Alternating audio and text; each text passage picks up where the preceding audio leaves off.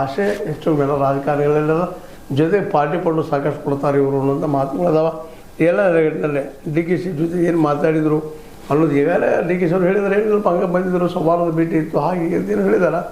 ಆದರೆ ಅದಿಲ್ಲ ಅನ್ನೋದು ಭಾಳಷ್ಟು ಮಂದಿಗೆ ಗೊತ್ತಾಗುವಂಥ ವಿಷಯ. ಅದು ಏನಾದರೂ ಆಗಲಿ ಬಂದಿದ್ದರು ಅದಾನಿಯವರು, ಗೌತಮ್ ಅದಾನಿಯವರು ಬಂದ ಡಿ ಕೆ ಶಿವಕುಮಾರ್ ಅವರು ಭೇಟಿಯಾಗಿ ನಮಗೆ ಬೇಕಾದಂಥ ಅನುಕೂಲಗಳನ್ನ ಏನು ಮಾಡಿಸ್ಕೊಂಡಿರ್ಬೋದು, ಫೇವರ್ಗಳನ್ನು ಮಾಡಿಸ್ಕೊಂಡಿರ್ಬೋದು.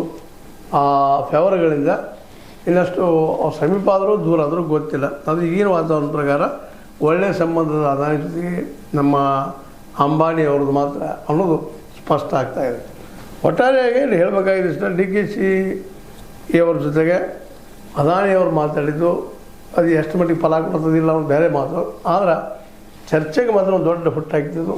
ಅದರಲ್ಲೂ ಮುಖ್ಯವಾಗಿ ವಿರೋಧ ಪಕ್ಷಕ್ಕೆ ಒಂದು ವಿಷಯವನ್ನು ಕೊಟ್ಟಿದ್ದು, ಮಾತಾಡ್ರಪ್ಪ ನೀವು ಅನ್ನೋದಕ್ಕೆ. ಈ ಮಾತಿನ ಮರ್ಮ ಅಥವಾ ಮಾತುಗಳು ಎಷ್ಟು ಮಟ್ಟಿಗೆ ಈ ನಮ್ಮ ಡಿ ಕೆ ಶಿ ಅವರ ಉನ್ನತಿಗೂ ಅದು ಅವನತಿಗೂ ಕಾರಣ ಆಗ್ಬೋದು ಅಂತ.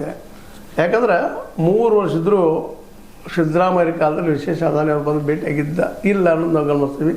ಇನ್ನು ಹೊರಗೆ ಏನೋ ಗೊತ್ತಿಲ್ಲ, ಬಟ್ ಭೇಟಿಯಾಗಿಲ್ಲ. ಬಟ್ ಈಗ ಬಂದಿದ್ದ ಮತ್ತೊಂದು ಚರ್ಚೆಗೆ, ಇನ್ನೊಂದು ಮಾತುಕತೆಗೆ ಕಾರಣ ಆಯಿತು ಅನ್ನೋದು ಅಷ್ಟು ಸತ್ಯ. ಒಟ್ಟಾರೆಯಾಗಿ ಡಿ ಕೆ ಶಿ ಮತ್ತು ಅದಾನಿ ಇಬ್ಬರು ಏನಪ್ಪ ಅಂದ್ರೆ ಅತ್ಯಂತ